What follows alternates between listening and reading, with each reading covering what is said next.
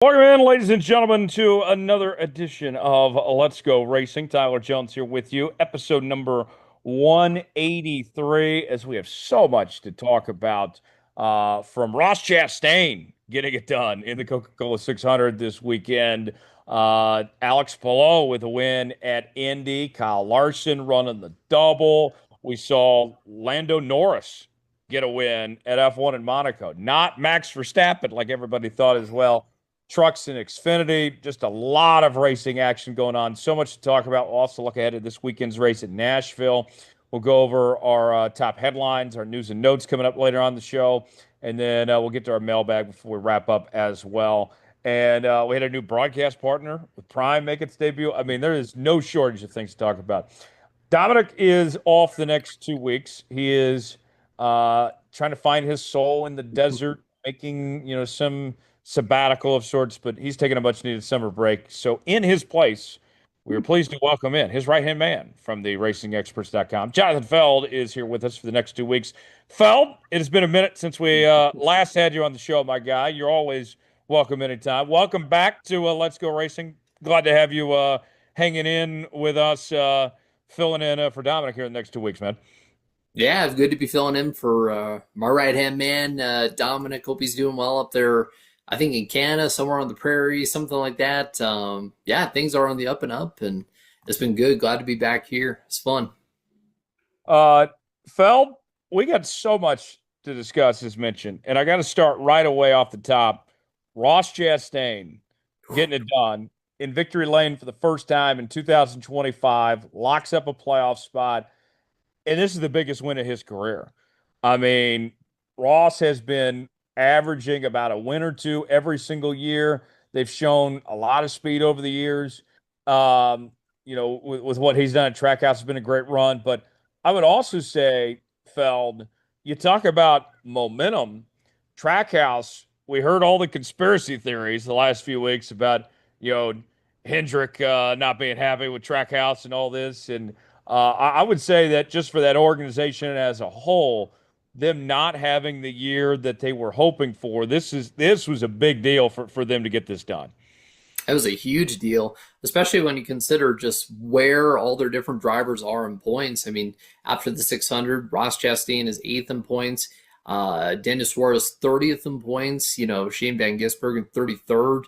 They have not had a very good season at all, and Ross has not had very good starts, but he's really grinded it out in terms of like getting to the front by the end of the race and just been getting the finishes that like Suarez and SVG just haven't quite been able to get. So yeah, I mean, to get a win like that, especially in the biggest race against like Hendrick Motorsports, when like the big teams have really been dominating, that's huge. And man, I mean, Ross, like a win like this, Tyler, I mean, coming to Nashville where he's won before, coming up this weekend, like I'm excited to see what Ross is going to do. Me too.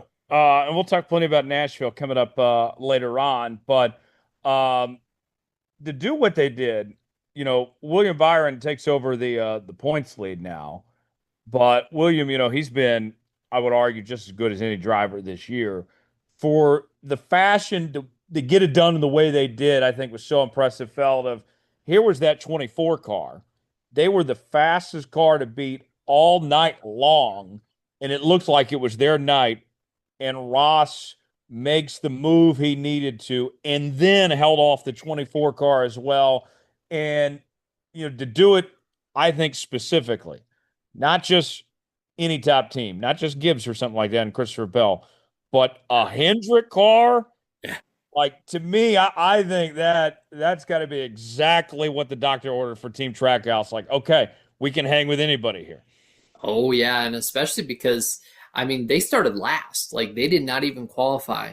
They wrecked their car in practice. Their team was up till 2:30 a.m. like just getting the car together. I mean Phil Surgeon, the crew chief, was running on I think kind of like you, running on a couple hours of sleep. Like just getting through the race. And I mean they got caught a lap down one point, but they just grinded it out throughout the race. And it's kind of interesting, Tyler. I think like how Ross, the strategy that won them the race is kind of unintentional because Ross was supposed to pit on one lap, and then he was supposed to pit on another lap, and then William Byron, everybody pitted, and finally he came to pit road. I think about 2 laps after the leaders, and that was the strategy that won them the race, and it wasn't even supposed to happen. So it's some things just are meant to happen, Yeah. you Yeah, I think know. so. And it was great for Ross. And now I wondered, Phil, your thoughts. That one car, um, we mentioned that their performance had not been that great leading up to this race. I want your opinion here. Hmm. I think it could be one or two things going forward. Is that a turning point in the season for the one car in Ross Chastain, or is that an anomaly? Which way do you lean towards? Hmm. That's a good question. I mean, when you look at like the tracks that are coming up, you have Nashville, you have Michigan, which are both, speedway tracks, just like Charlotte. I think they're going to be able to take what they learned at Charlotte and be able to apply those tracks. I think those races might even be a test for them even more than like the 600 was, but I have to believe they're going to feel real good. And remember too, I mean, Ross last year when you were there, he almost won that race if not for Kyle Larson clipping the apron and the crash and everything that happened. So I mean, Nashville, good track for him. Momentum is everything in sport, and I think with the set of tracks that they have coming up and this big win, I think it's a turning point. I don't know. What do you think? You think it is? Yeah, I mean, I feel like Feld, I know that, it was a big win for them, but it's not just, it can't be the one car doing everything. I think that they need to collectively all take a step up with, you know, SVG and with Daniel Suarez and company. Like, to me, that's what it's going to take is that this is big for the one team, but you're allocating all those resources for every one of those three cars in that organization. I think if the one team is going to continue after this win to compete at a high level, they need everyone else to carry their weight to an extent as well. Yeah, for sure. And I think one thing can't forget is that SVG, he got 14th in the race. That's a pretty solid run for him, considering, I mean, when we've seen him on the running order in a lot of these races, he's been what, 30th, 31st, way back in the, usually the first guy to get lapped, and to be able to finish 14th against some pretty good cars. I mean, obviously there was a lot of attrition in the race that kind of led to it, but 14th was good. I think he learned some things that will really help him on some of the ovals. And then, of course, got Mexico City coming up. And I mean, he's going to be a favorite there, like hands down. Him and AJ, and I think even Ross and Suarez being at home too. That's going to be a Connor big race Zilich's for Craig running. Company. Do we know that? What's up? Is Connor Zilich running Mexico City? Do we know that? From what I've heard, he will not. Oh, that's a missed opportunity. I would have loved Yeah. to see it. I Uh, will double check that, but from what I've heard, I will not. But okay. So now I want to bring this up. We mentioned him passing William Byron. William Byron takes the points lead, passing up Kyle Larson. Don't worry, folks. We have plenty to talk about Kyle Larson here in a moment. But William Byron, John, I mean, that team, they've been winning races. They're running up front. One could argue they should have won this past weekend. I feel like that 24 team, everybody's focused on the five, and everybody talks about in that Hendrick camp, the greatest driver in the world. And we'll have more on that too coming up in a bit. Uh, about Kyle Larson, that five team. But I think right now, one can make the case that the 24 team might be the ones who beat that Hendrick camp. yeah, absolutely. And to clarify, I looked it up. Connor Zilish is not planning to run at Mexico City. I did confirm that with a little search there. Cover two But Katana. yeah, absolutely. Uh, yeah, in terms of like the best Hendrick Motorsports team right now, I would absolutely say William Byron. Every race, even where he hasn't had lights out pace, he's been stellar with the stage points. Being able to be one of the top stage points earners. in the whole field. And it's not like it's just been this year that he's been doing it. Like it's been previous years where William Byron is just able to just get stage points, stage points, stage points, be there at the end of these races. Like in 2023, if you remember the Texas race, where Bubba had his troubles, Larson had his troubles, and Byron just snuck on by and won. And he's made the championship for the last 2 years. He's one of the top leaders, in terms of wins, top fives, top tens, laps led, poles, everything. It's just top team. But what's it going to mean in November, when it get down to the final race, I feel like too. William Byron's just now beginning his prime years of his career. And, they've been in the past, they've kind of faded when it comes to the playoff performances. Maybe this is a bit premature, Feld, but I feel like if he doesn't get that championship in the next couple of years, he's going to be drawing the Denny Hamlin and Carl Edwards comparisons here of, hey, he could win races. He's one of the best drivers out there, but he can't win when it counts. Like I hope for his sake that he gets that championship sooner than later, so we're not having those conversations. Oh, I do too. Yeah, because 2027 is already going to be. This is wow. This makes my head spin saying this, but 2027 is already going to be William Byron's 10th season in the Cup Series. This year is his 8th season already. That makes me feel all sorts of weird because I remember when he first came into the series. But yeah, yeah, but he hasn't had those like big losses in the championship like Denny Hamlin has, And Carl Edwards. or Carl Edwards. Yeah, yeah, and maybe that's what it takes for William to be able to win a championship or for Hendrick to be able to find that speed that Penske does at the end of the season to have a couple of those losses. Or maybe we're just blowing smoke and he's going to go out there and run well in November and do it. But yeah, Side note, I know everybody talks about Denny as that guy, because he's got the most wins of any driver ever without a championship. But Carl Edwards had maybe the most two crushing defeats for a championship I've ever seen, with losing out on the tiebreaker and Tony Stewart winning the race, and then just totally getting screwed over uh, in his final race when Jimmy Johnson had won the championship and you had that bogus caution and all that. Like that to me, like is I would say just as bad, if not worse, than how short Denny Hamlin's come up. and just the way he wrecked out, like going from leading the championship to crashing in spectacular fashion, and then retiring from the sport altogether. I'm glad he's back, and I think a lot of people are really happy to welcome him back. It's just, but yeah, it boggles your mind thinking about that. And I think, not to kind of put into context, I think William Byron has a long way to go to get to that point. But Yeah. yeah, Denny So let's talk, Hamlin though. yeah, yeah. Let's talk Kyle Larson here. Running the double was not the weekend that he would have hoped for on either front.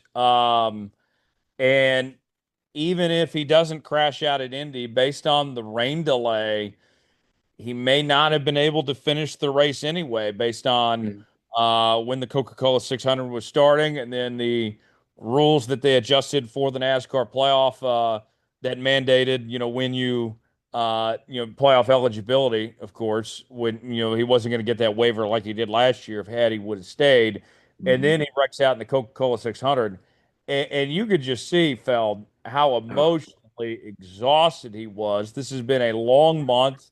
Um, you know, you look at the Indy program, I think people are going to point to what happened with the race itself, but overall, felt it was not a good month at all for them in Indy, No. from crashing out multiple times, not having the speed they were looking for on the qualifying lap to begin with. I mean, Kyle Larson, I still think, and I know the F1 haters are out there having a field day on Kyle Larson. Greatest driver in the world by ass. I still think he's the greatest driver in the world. And I'm impressed that he even made the effort to be able to do both. I mean, it was hard what he was trying to do, but at the end of the day, just I mean, sometimes it's just not your day. And Sunday was not his day in any way, shape, or form. No, and I think another thing was, yeah, just waiting in that rain delay. If they had gotten going right away, kind of getting that good mental space. I gotta imagine that Kyle's probably thinking, oh gosh, like if we have another caution or the rain delay, the way it's going with everything, like I'm not going to be able to get back to Charlotte. I'm going to eliminate myself from championship contention. Or even if like I do make it over to Charlotte, I'm going to have to call this race early. And like, what if I'm leading the race with 5 laps to go and says, hey, someone comes across the radio and says, hey, you got to get out. We got to get on plane. Like, how are you going to be able to race to your fullest ability? And gosh, that wreck down there in turn one was just tough to watch, on the restart. And it just, like you said, it seemed like the whole month of May in Indy, the focus was more so on like, okay, yeah, I got to run this race. It's going to be really fun. This is a childhood dream, but what could go wrong, and also too with Larson, I mean, he's such a mental driver. We've heard him before in the 2022 Coca-Cola 600 where right before halfway, he's like, man, I suck. I can't get this done. Cliff Daniels pumps him up, like the great crew chief he is, gets him going, and he almost wins that race. He's a very mental driver. I was telling a couple people I was chatting with about this. I was like, man, this is going to be a tough race. And you could tell, like, when he hit the wall on lap, I think it was 30 or 35, it was like, I just kind of hit it a little bit. I'm going to be okay. I'm going to be fine. And then made about the same mistake, spun out, and it was basically game over from there. I mean, just tough, but I mean, all the respect to him, it just, in this day and age, to see him even go out and take the lead and be running hot laps after doing what he did over in Indy. I mean, he said there wasn't really much racing, but just to be able to go through that whole day, the whole process, come over to Charlotte and still run really well, and even run well at Indy. He was going to be going for a good finish had he not wrecked.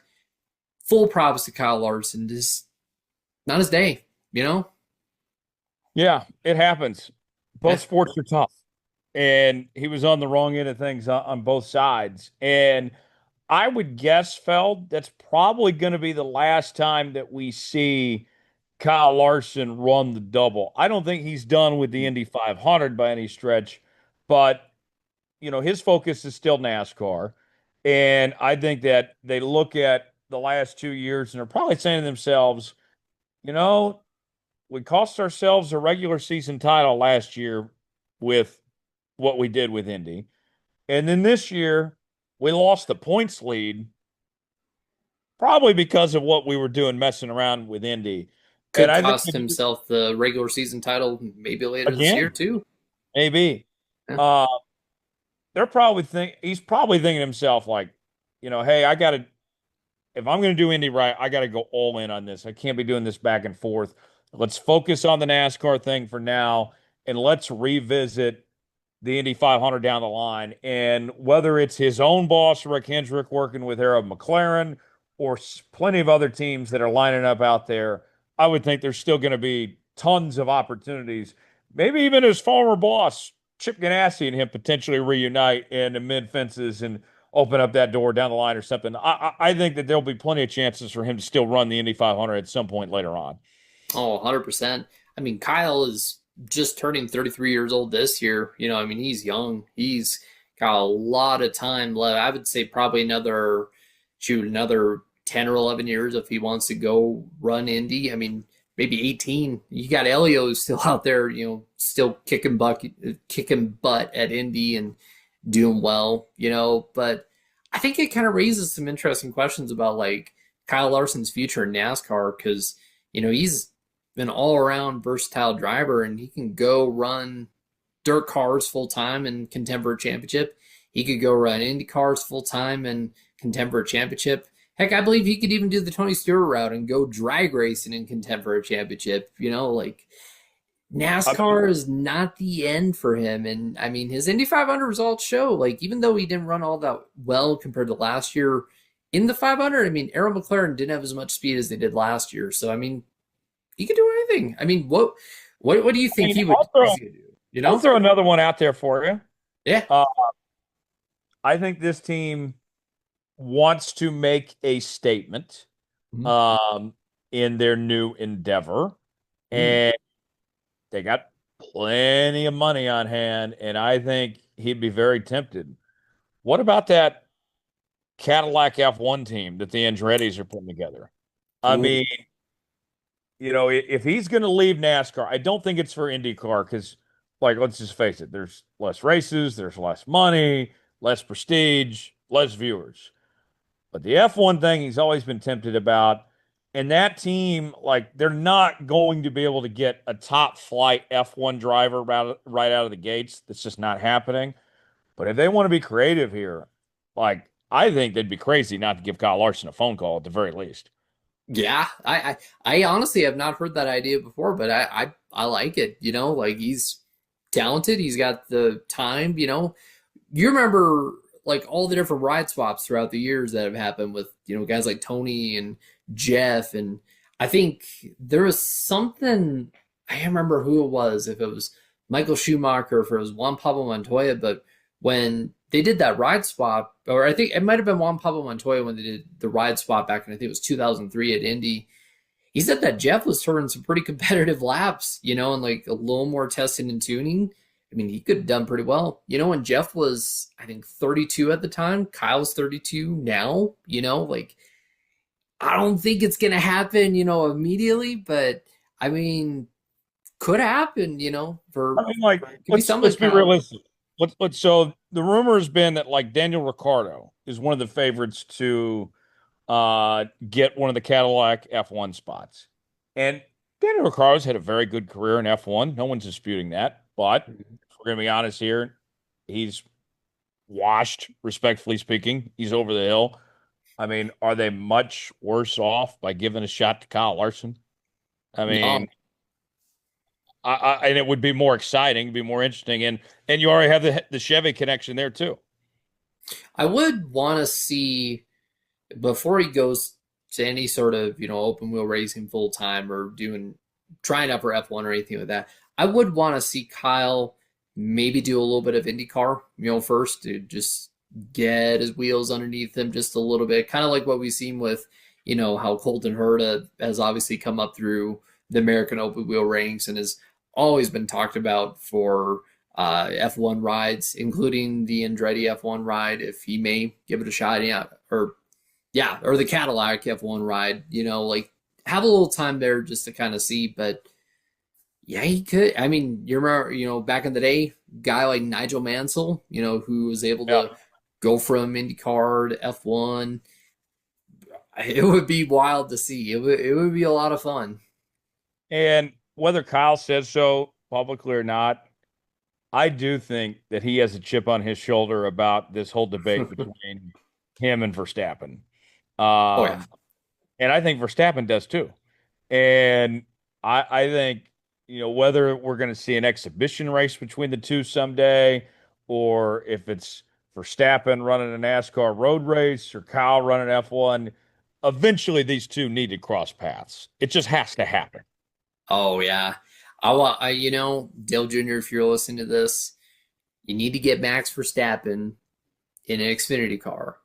Rick Hendrick, if you are listening to this, you need to get Kyle Larson in an Xfinity car. You need to go to a road course.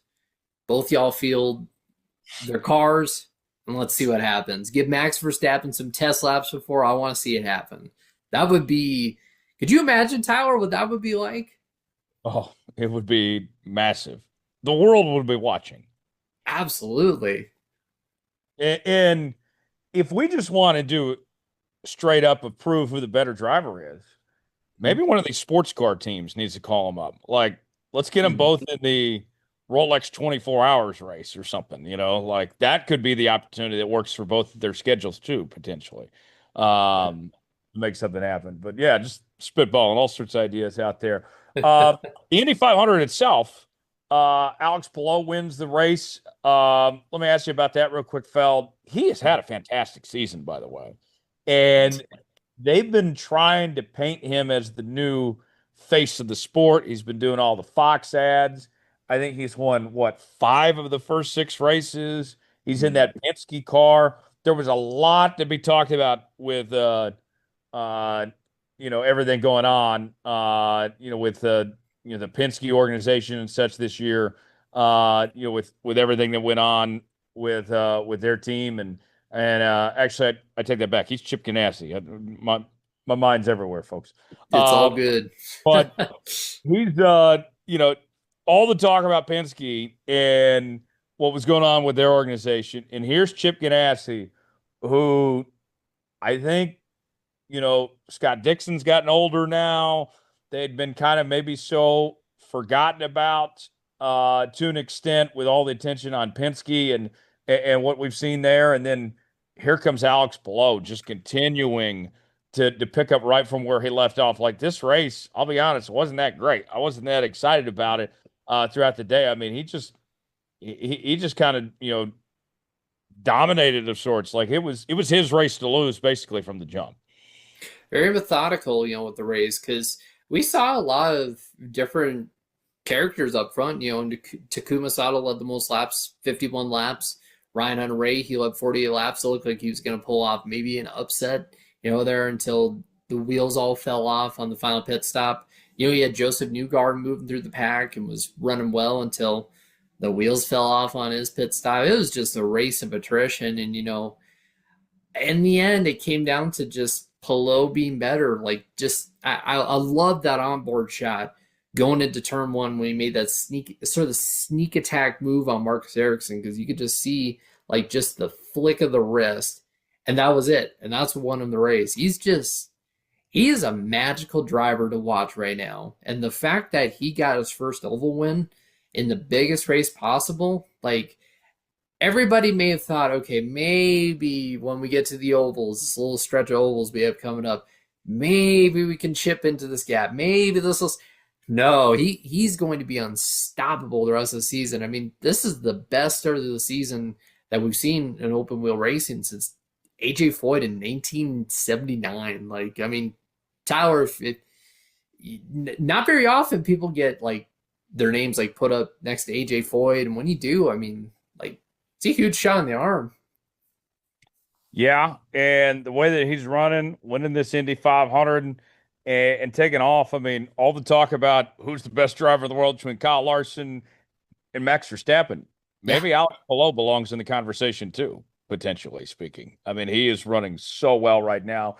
And then you had the F1 race in Monaco with a big win there on the F1 side. A bit of surprise with Lando Norris getting it done and his team and Max Verstappen of Red Bull finishing fourth. And just real quick, I don't want to spend much time on this race, but felt like, you know, I think it's a good thing for F1 that Verstappen and Red Bull team, they're still very good, but they've come back down to earth, that we're starting to see a little bit of parity. Like Lando Norris is a hell of a driver. I mean, there's Oh yeah. several guys out there that are capable of winning every week, but that Red Bull team had just something figured out, and they're kind of coming back down to earth a little bit.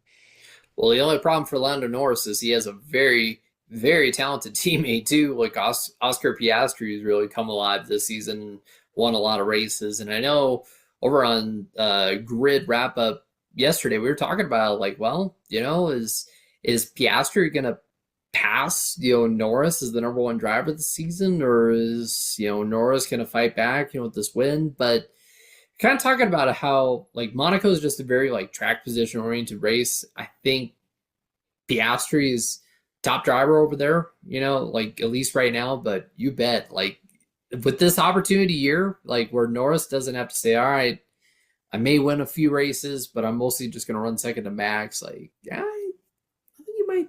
He's a good challenge. Yeah, I think so. Xfinity and truck action this week. Heim time. Corey Heim winning the truck race, outlasting Ross Chastain. William Byron getting the win over Connor Zelich there. What do you think of what we saw in the Xfinity and truck series this weekend?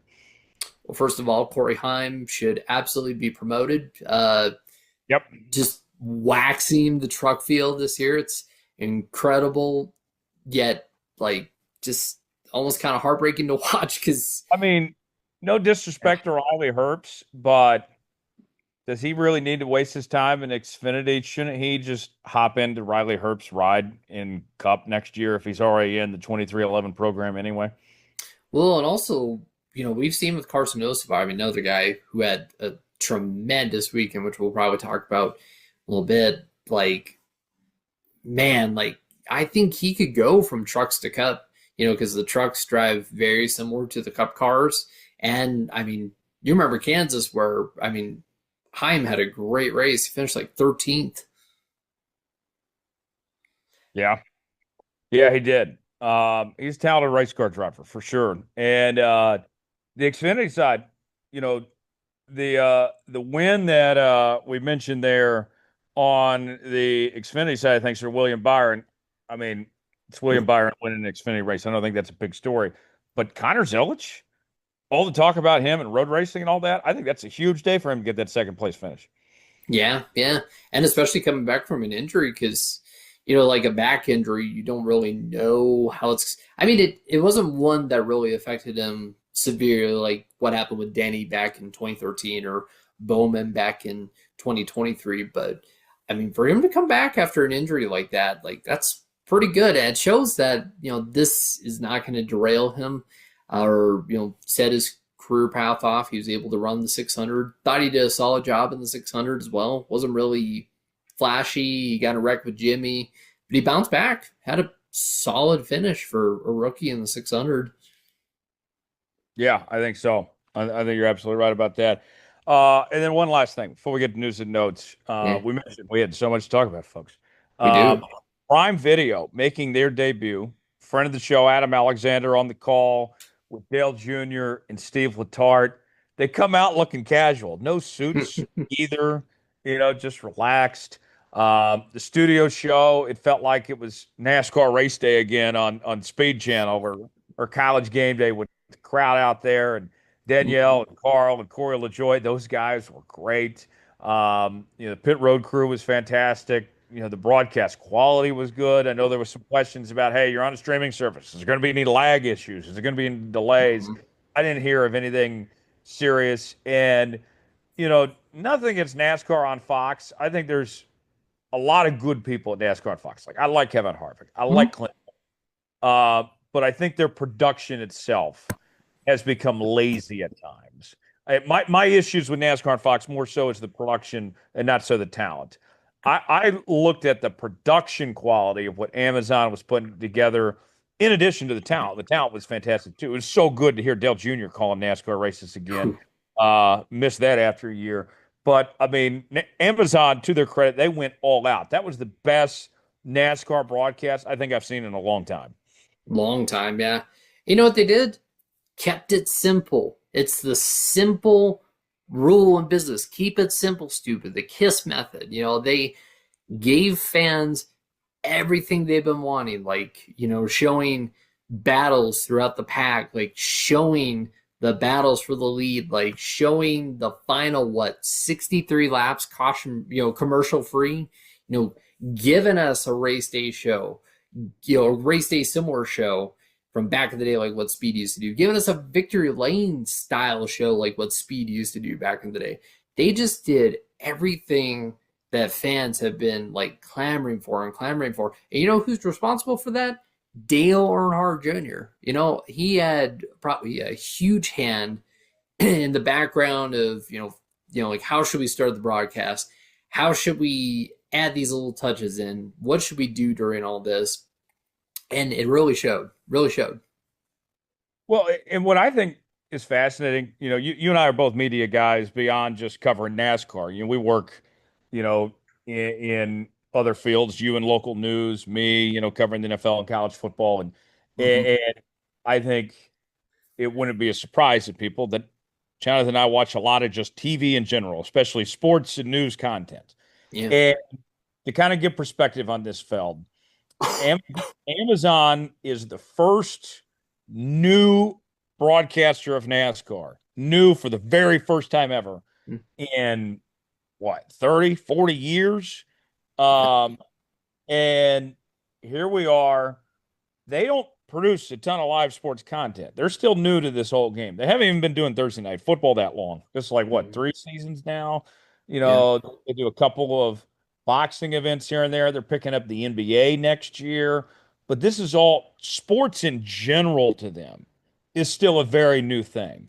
So for them to come out like that to something that is a foreign concept that they don't have much experience in producing live sports in general in, and to be that flawless, I was impressed. Oh yeah, absolutely. And just to be able to like have all the different, you know, camera angles, direction, like with I hate to rag on Fox. I know you said it too, but I have never felt my excitement feel more deflated than when they were showing that battle for the finish and the win at Coda, and all of a sudden it cuts to a shot of the back of the grandstands. Like for them to be able to really execute a good broadcast like that. I mean, they had some pretty talented people too. NASCAR Productions is that big hand and a lot of this stuff, and a lot of NASCAR focused people. I want to shout out Brendan McDowell. He's a engineer on the broadcast, used to sim race against him back in the day.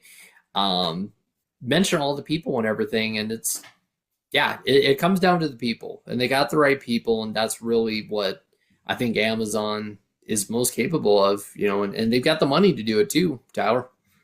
They do. They have plenty of money to do it. Jeff Bezos footing that bill. Yeah, they're doing just fine. Let's get to our That's fun. news and notes. Dominic normally leads this segment, but Feld will do the honors this week, and we're going to start with a new name for the Chicago Street Course. A new driver making his debut here, Feld.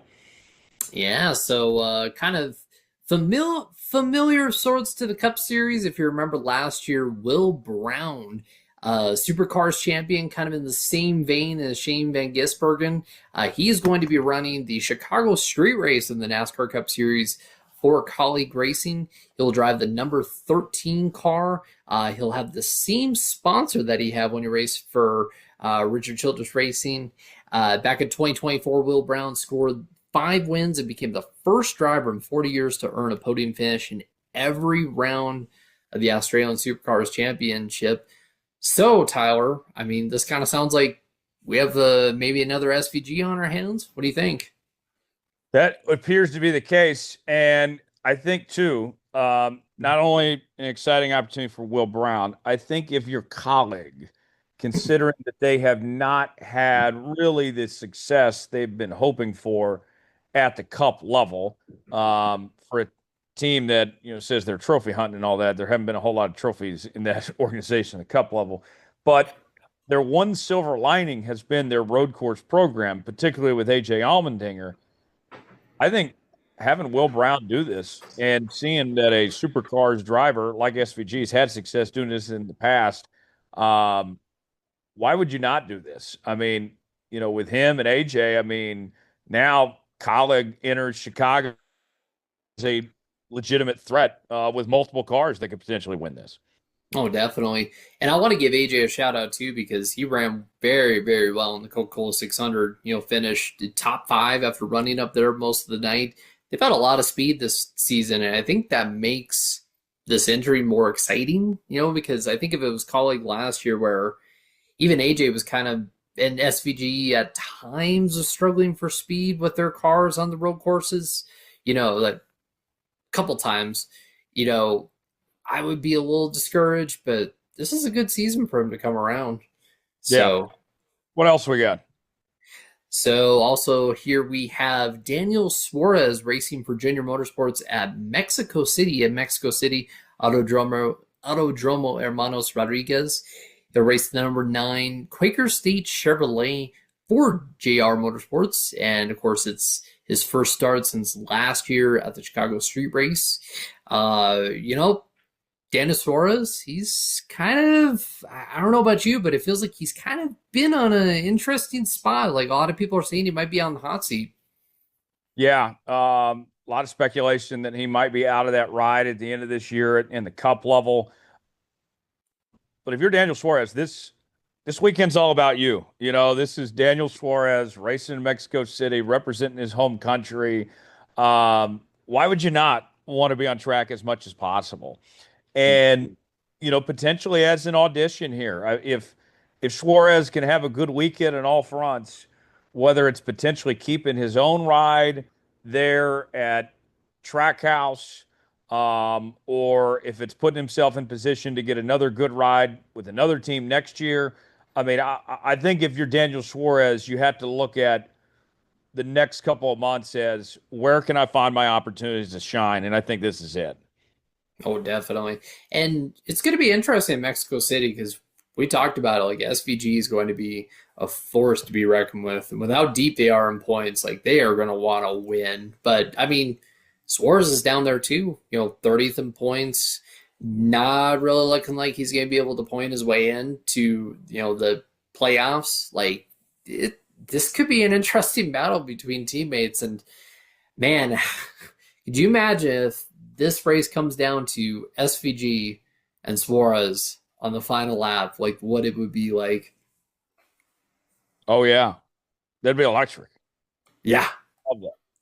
absolutely. Uh, yeah, we'll see what happens to Daniel Suarez. I would say too, one more point on the Trackhouse thing. Mm. I think with Pitbull being gone, that's not good for his future. I think Pitbull Mhm. had a big influence on Daniel Suarez having that ride and Pitbull's involvement in the team. Oh, for sure. And because I mean, when the announcement was made, he said, I like seeing this representation we're bringing to the sport with me representing like my heritage and being able to collaborate with Daniel, and he's representing his heritage and his country and where he comes from. And so I think I don't know. I'm trying to figure out what's going through the mind of Justin Marks because I feel like Connor Zilish isn't quite ready for Cup just because he is such a young driver and he has a lot of talent. I want to see him run some more Cup races and kind of home in on his talent just a little bit more on the ovals before you move him up. I don't want to stunt his growth. Yeah, and I don't think there's need to rush him either. No. Um, I think you can even be an honest broker with Daniel to be like, hey, Daniel will bring you back next year, but it's Connor's ride after that. No hard feelings, but he's our future. Like Mm. I think in Daniel's case, like you're not going to find a better ride than Trackhouse. Like I think you can have an honest conversation and bring him back. And I think the pressure might be on SVG too. If he doesn't I I don't think this is going to happen because I think SVG is going to get the job done like at some point this year or some point next year. But I mean, if he doesn't get the job done and doesn't put that car in the playoffs either this year or next year, could look at him as someone who, like we hired you to go out here and win our road course and get this car into the playoffs and make us millions, and you haven't done that in either season. Like we got this young hot shoe who could win anywhere. You're an older guy, like I don't know. It's I, interesting over there. I think it's a good problem to have your Trackhouse though. You're making everybody better, and in theory, you're going to put your best talent out there. So I don't Yeah. think it's a bad spot at all for them. And I know the Zane Smith thing didn't really work out for them, but with they didn't necessarily lose anything from that either. So, Sure. uh, couple other notes. We also got odds for this weekend as well. What are we looking at? Yeah, so before we get to the odds, I'll just mention some penalties from the weekend. A couple NASCAR teams penalized for detached wheels at Charlotte. The NBM Motorsports team in the NASCAR Cup Series was penalized, and then the number 10 Colleague Racing team in the Xfinity Series was penalized. They'll lose two crew members, some other penalties for a detached wheel. And then this was a big one. This came out yesterday. Three drivers in the Indianapolis 500 will lose their finishing positions for failing post-race tech inspection. Marcus Ericsson, who's passed for the win, and Kyle Kirkwood, his teammate, who finished at the top five. I believe I was reading and looking through. I was doing the report. It was the front wing it was something wrong with it that they violated the rules and they will be sent to the back because of that. And then Callum Ilott, who finished 12th in the race, also failed post-race tech inspection in the Indy 500. Would have been a little awkward if Ericsson had won the race and then failed tech inspection and got sent to the back on top of the controversy we had already this weekend. And looking ahead to this weekend with NASCAR, our odds for the NASCAR Cup Series Cracker Barrel 400. Get out the rocking Great chair and name, get by the way. great name, yeah. I love Cracker Barrel. Oh yeah, Tyler, you're gonna want to replace that couch behind you with a rocking chair for these odds because we're talking about Cracker Barrel here. We've Oh got yeah. Did you remember what's the triangle game at the Cracker Barrel? the Uh, triangle game. that they have on the table where you jump the holes with the Oh, isn't that with like trouble or sorry or something like that? something like that. Yeah, and then you got Yeah, the checkerboard, you got the store. I haven't been to Cracker Barrel in years, but now I want to go to Cracker Barrel. I know. Actually, funny enough, shout out to our guy Matt Corson, a friend of ours. He and I were driving back from New Orleans after we got in Talladega, and we stopped at Cracker Barrel. It was the first time I ever been in one in Mississippi, and walked out of there. We were in the car, and I was like, Tyler or Matt, look on the front porch of like the Cracker Barrel, and it was like three old ladies, like Southern ladies, just sitting in their rocking chairs, just talking and gossiping with the Cracker Barrel sign illuminated. I think I've got a picture of it. I should probably send it to Cracker Barrel corporate. They'd love that. That's good. That's Yeah. really good. So the odds, who's our favorite here? Oh, the favorite this weekend, who else but Young Money, the greatest driver on earth, except if you ask any F1 fan, plus 450. And so if you bet, so kind of give a little explainer here for everybody. If you bet $10, Kyle Larson ends up winning the race, you get your $10 back, plus you'll get 45 bucks, 4.5 times 10 there. That's how that all works. Denny Hamlin plus 550. You got Christopher Bell and William Byron plus 650. Ryan Blaney plus 850. Tyler Reddick plus 1,000. Ross Chastain who won 2023 plus 1,200. Chase Elliott plus 1,500. Chase Briscoe and defending race winner Joey Logano plus 2,200. Tyler, from those names, who do you like? Um, you know, this guy's been running pretty good this year. Hmm. A couple of his teammates have wins, and this is his type of track. And he's run well here in the past. I'm going to go out on a limb. I'm not going to do the usual Kyle Larson, William Byron, Christopher Bell pick. Ooh. And we've had some first of the year winners in the past in this Nashville race. Give me Hmm. Alex Bowman. Bowman, the showman, breaks through and gets to victory lane for the first time in 2025 at Nashville. Ooh, I like your thoughts. I agree with you. Yeah, because if you remember, like Bristol, he had such a fast car, on the concrete surface there. They blew up, and he's been good on the intermediates. Put those two together. I like him. I want to go a little further down because that's actually where you find Bowman. He is plus 3,000 with Chris Buescher, Josh Berry, Kyle Busch, Ty Gibbs, Brad Keselowski plus 2,800.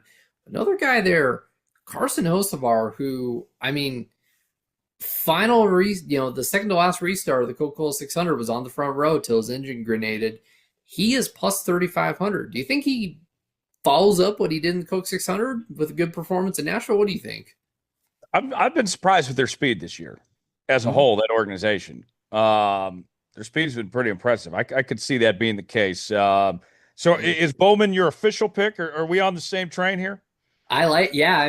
When you were saying the pick, I don't think the viewers can see it, but like I was like, yes, yes. So I'm with you. Okay, I might have to Venmo you some money there in New Mexico to put a bet down for me on Alex Bowman. We'll ride the wave together on Alex Bowman. I love that. There you go. Uh, Full disclosure. That is Tyler's bet, not mine. okay, okay. I'm just sending money to Feld to be my bookie, and make it happen. Before we go, time for our mailbag segment. We ask you to submit questions to us each and every week. David Starr Podcast at gmail.com, on X and Facebook at Star Podcast. You can find us there. And our first question in the inbox this week, with Kyle Larson, this question comes from Dennis. Dennis wants to know, guys, with Kyle Larson running the double again this past week, who is another driver that you would like to see run the double? Um, I'll say this, Feld. Here's a challenge I put out there for both of us to think about. I Mhm. think that it's not, I would say that we're going to have drivers doing the double in the future that aren't just primary NASCAR drivers. I think you're going to have some potential IndyCar guys try to do this if they get the chance. Who are some names that come to mind on either series? Oh, I like Scott McLaughlin. Now I want to say one thing, like what a heartbreaker he had, like at the start of the Indy 500. That could happen to anybody. Oh, that Like was awful. just awful, yeah. And But he said at Nashville last year he wants to, that he's trying to talk Roger into giving him the chance.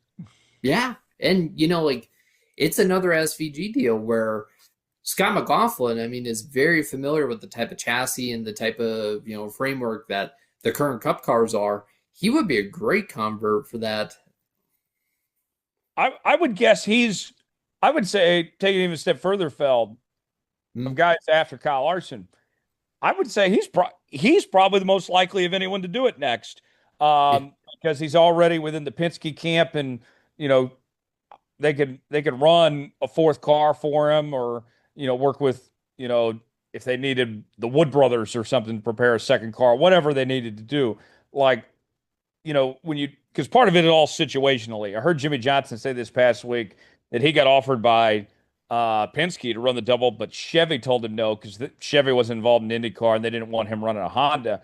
But like, part of it is logistics of who can make things work. I think that's probably the most likely driver to do it right now. Absolutely. Another driver, we talked about him earlier in the show, someone who maybe could do it. It's an oval. It's, guy who really can prepare methodically and do well. Maybe someone like William Byron, a young driver, great on oval. Like I mean, stamina. Like I think he could be a guy. Maybe someone like Ryan Blaney too, who's within the Penske camp.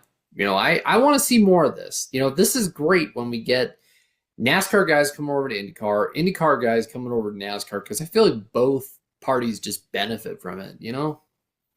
Yeah. You know, a name that kind of made it a comeback in NASCAR circles, that has done well in both sports, but I don't think he's ever run the double. Mm. You know, see what opportunities allow if somebody would let him get the chance. What about Juan Pablo Montoya? Now, I think Juan is all done with that type of. I mean, unless yeah, I think Juan. I think the day is gone and past for him. Another guy who's done Indy before, ran well in the Coca-Cola 600, AJ Allmendinger, like that's another name as well. And he's well known in the IndyCar sphere. I'm sure he could get a good ride there, and he ran well in the 600. Yeah. And then Kyle Busch has said that he wants to do it at some point. And his brother, I thought, had a really good run at Indy when he did it a few years ago. He ended up crashing out the Coke 600. I think Kyle's going to do it at some point. And I could see Kyle doing pretty well with that, especially, you know, one could argue that it might actually be better for him doing it later in his career, where it's not like Kyle Larson trying to, in the midst of trying to win a championship and it's a distraction. I think Kyle, towards the end of his career, that could actually play to his benefit potentially. Good, yeah. And RCR is behind him with it too. So, yeah, we'll see. Yeah. A couple other names too. I'll say this real quick. Um, Elio Castroneves ran the Daytona Mm. 500 this year. Didn't go so great for him, but Mm. maybe he might be one. And then another Indy guy that we've seen a lot of truck races lately. What about Marco Andretti? Um, Especially, I could see Spire putting that together for him potentially. Yeah, the only thing with just running Cup versus trucks, I mean that's a whole other level of competition. Like, I think Jimmy Johnson has talked about it how like I mean 7-time champion, 83 wins, 700 starts as of this past weekend. Took a picture with the media as well on a 700 start. that was very cool. Side note, tangent. When you're not in the car every weekend, it's really hard to get up to speed and get a feel for the cars and run with everybody. So I think if you're gonna have a guy run the double, I want to see someone who's gonna like really get the hang of it and really make some noise in the race. I don't know if Marco could, but it would be cool to see, especially for that Andretti connection too.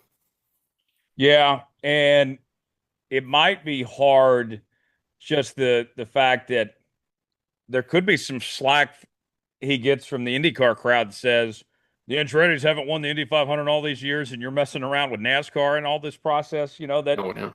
That could rub some people the wrong way potentially. So who knows there?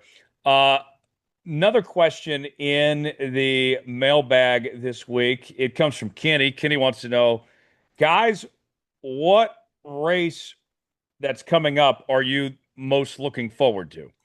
Ooh.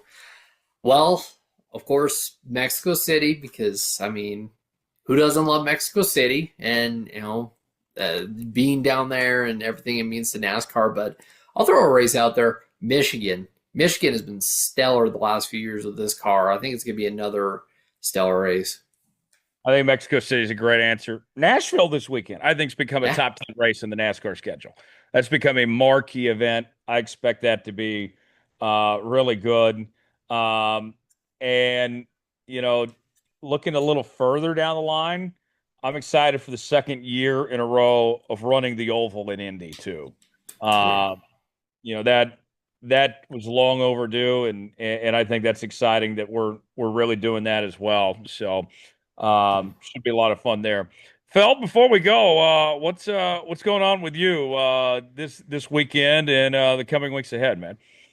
Yeah. So I mean, I'm getting back to work. Coming up this next week. So kind of my on ramp toward it is like doing some stuff with the racing experts, kind of getting my hand back into good shape. So I'm glad. I'm very, very glad to be back. Very thankful, grateful.